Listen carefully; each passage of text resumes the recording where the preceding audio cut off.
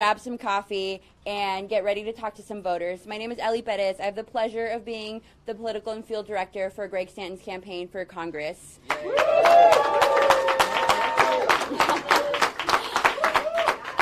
This race is really personal to me. I grew up in Sunny Slope, and Greg represents all of Sunny Slope. Growing up, we didn't have representatives who looked like us, who spoke like us, who grew up in our neighborhoods, who worked at the McDonald's on 19th Avenue, like a lot of us did, or like a lot of us hoped we would. We didn't have a lot of representatives who understood and listened to us. When I received my DACA in 2012, I was fortunate enough to end up at the city of Phoenix under the leadership of a man who believed that every voice in the community needed to be heard, and that every voice in the community needed to be uplifted, but more importantly, that every voice in the community counted, and that was Mayor Greg Stanton. I have been involved for a while now, and I've been through some campaigns, and I can tell you that Greg is honestly one of the most genuine people in politics that I've ever met, right? A lot of you have even said, you know, Greg is like my dad. And that's true. He genuinely cares about his team. I've never seen anyone go into a room and say hi to every single person in there. And that matters. That's the kind of representation that we need. As someone who can't vote, as someone who knows what it's like to have her voice muffled by politicians in Washington, D.C., I am so proud and I'm so glad to be sending Greg Stanton to Congress to kick their ass. I'm very grateful to have our brothers and sisters from the HRC community here. Again, we are communities that have been oppressed, that have been for a long, long time very ignored and very underserved. And we have leaders in this room who I know are going to make that difference. And one of those leaders is the president of the HRC community and team. And we're so proud. We're so lucky to have him here. I mean, who flies out to Arizona in the middle of the summer and then gets rain, right? Like, who stays for that? But we are very lucky. Without further ado, I do want to introduce you to Chad Griffin. Thank you so much. Thank you so much, Ellie, and thank you for your incredible leadership and all that you're doing to ensure that we send Greg Stanton. We have really good candidates, so it's very easy. It's a lot of work. It's a lot of work. And you mentioned the rain. It's actually kind of exciting. You know, I was here earlier in the summer with Greg and with a number of folks on the team. I think it was 120 that day, right? And folks were still canvassing. So, you know, rain or shine, 120 degrees or 80 degrees, you were showing up to help make history. You know, we've been told this our entire lives, that this is the most important election of our lives, but this one is actually the most important election of our lives. With all the insanity that is happening in Washington, with all of the craziness and the attacks and the rollbacks coming out of this White House, it's easy to get distracted on a daily basis, and that's what he wants us to do. That's what they want us to do. That's why they're doing what they're doing. Because they're scared of this. They're scared of you.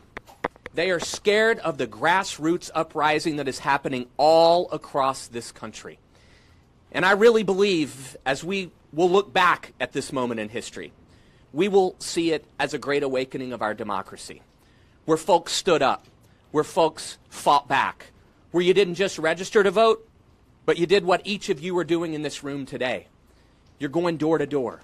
You're having those tough, real, genuine conversations about why you're supporting Greg Stanton and why we have to send him to replace Kyrsten Sinema, who will be the next United States Senator. But you are helping to make history. You are what they fear, and you are how we pull the emergency brake. Now, I know you agree with me on this. This has to be the year. This has to be the election of no regrets. A lot of us had some regrets after 2016, right? Yes. We don't want to wake up the next day and look at this race and look at other races across the great state of Arizona and ask ourselves, could we have made one more phone call? Could I have knocked on one more door? Could I have volunteered one more day to canvass? Could I have donated one more dollar to Greg Stanton? Because you see all the money, all those independent expenditures coming in on the other side because they're scared of you. because they know that Greg Stanton has inspired folks all across the 9th Congressional District. This is someone who I have known for many years since I've been in this job. And the best way to know what someone's going to do when they get elected is to look at what they've done in their previous jobs and to look at their positions and their policies that they're campaigning on. This is a man who has stood up time and time again for equality. He has fought for all people of this district and of the city of Phoenix. Day in and day out, he has been a champion of what truly makes this a great country. Meanwhile, his opponent is not with us on anything. His opponent wants to repeal the Affordable Care Act, right? A lot of people say, well, what does that have to do with LGBTQ people? Well, first of all, many of us depend on it for our health care. But second of all, that could take us back to a day where being transgender or being HIV positive could be a pre-existing condition. The ACA is critically important to LGBTQ people and to marginalized people all across this district and across this country. He wants to give a license to discriminate to businesses. That's not the values of this state. It's not the values of this district. And that's why you are going to do everything you can. And that's why HRC has invested in this state and in this district to make damn sure that we send Greg Stanton to the United States Congress on November 6th. Join me in welcoming Greg Stanton.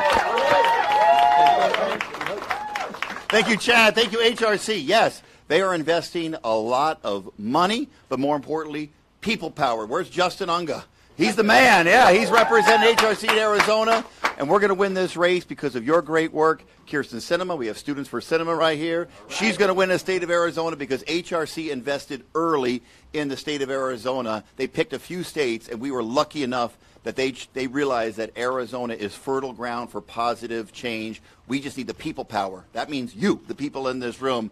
That's how we're going to make positive change. And yes, Chad, I'm so proud. As mayor of the city of Phoenix, HRC likes to challenge cities who can have the right policies that support the people of the community, in particular LGBTQ, but all people of the community. They challenge you to have right policy, and then they grade you. A lot of college students here. They grade you. The first year I was mayor, we only got a 70 out of 100. That wasn't good enough. So we made the smart changes to our public policies that better support the people of the city of Phoenix. And guess what? We then scored, the next year, a perfect score from the HRC municipal. But then HRC did what every tough professor does. They made it even tougher moving forward. So we had to up our game every year. And I'm proud to say just a couple weeks ago, Phoenix, for the 6th year in a row, received a perfect score from the HRC Municipality Index. And yes, tell Mayor Mark Mitchell, ha, Tempe's only been 5 years in a row. So we're ahead of us. But I really appreciate what this organization has done. Look, civil rights is not an issue that we read about in the history books. People think that civil rights is an issue that was, what, from the 1960s or whatever? No. There are massive civil rights battles going on that we're going to be reading about later on, our kids are going to be reading about, that you are fighting for right now. When HRC, which is arguably the most impactful civil rights organization in the United States of America right now, when they win civil rights for the LGBTQ community, they're fighting for all of our rights, because when the United States recognizes civil rights, it makes all of us better. And we go backwards on civil rights, it makes all of us worse off. And right now what's going on in Congress is not acceptable to me. What the president is doing, yes, we've won some battles at the Supreme Court, although I'm worried about that right now, as all of us. That's another reason for this election, whether we're going to go backwards on some of those basic human civil rights. But what the president is doing right now, I mean, he won't even let diplomats enter the country with their partners. You know, what a terrible discriminatory public policy. The list could go on and on and on. But make no mistake, this is a moment in time. And not just on LGBT civil rights, what we see going on around the country on voter suppression efforts. I mean, how sad what's going on in Georgia, but what's going on in Georgia could happen anywhere in the United States of America, including here, where we've done some really bad things in the state of Arizona on civil rights. So when you fight these battles, You're fighting on behalf of the all Americans, and I just want to say one more time to Chad and all the HRC team and the volunteers, you're making us a better country. Thank you for fighting for my campaign. Give yourselves a big round of applause. And a couple more people I want to introduce because they're awesome elected officials, and they walked in just in time, not late. Perfect timing. They made a grand entrance. Athena Solomon, who represents us in the state legislature, and Juan Mendez, two incredible leaders, great civil rights leaders. Thank you for being here. And a point of personal privilege. You see, I come from a family of educators. My brother is the superintendent of a public school district. My mom was a high school teacher. And you've heard me brag about my sister, Maria, 20 years.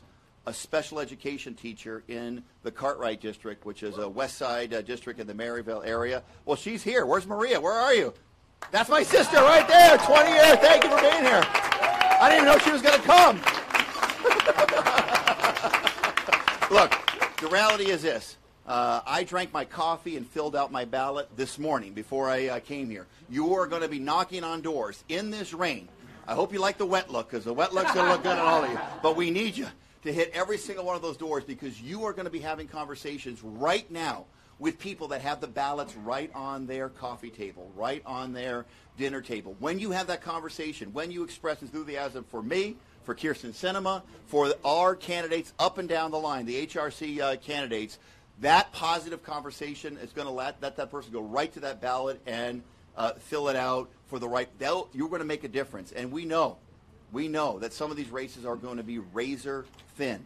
So that conversation you have with them today is going to be the reason they vote the right way. And when we win these elections by just a few votes, and many of them are going to be won by just a few votes, it's because of what you did today, right here in this area, to get the job done. And as Chad said, the issues are too important. I don't want to go through all of them, but you know the core issue, the number one issue in my race. I want to support the Affordable Care Act.